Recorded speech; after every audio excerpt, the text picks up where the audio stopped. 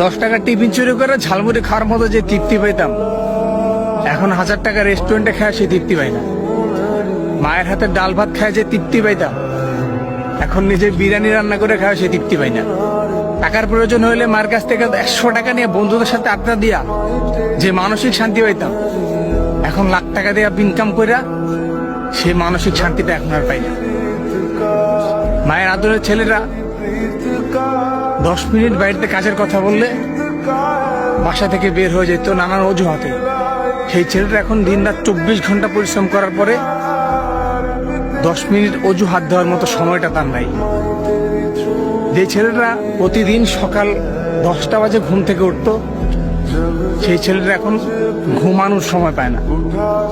ছেলেদেরকে দায়িত্ব শিখাইতে হয় না, পরিস্থিতিতে পড়লে প্রত্যেকটা ছেলে দায়িত্ব নিতে পারে। দায়িত্বহীন কোনো ছেলে নাই দুনিয়াতে, দায়িত্বহীন কোনো পুরুষ নাই দুনিয়াতে। ঘুম থেকে উঠলে ডিউটি, ডিউটি থেকে আইসা ঘুম, এটাই ছেলেদের জীবন। ছেলেদেরকে নিয়ে বাজে মন্তব্য করার আগে একটাবার এটা চিন্তা করবেন, ছেলেরা হচ্ছে জলের মতো, পানির মতো, ওইটারে যেই পাত্রে রাখবেন ঠিক সেই পাত্রের আকারে ধারণ করবে।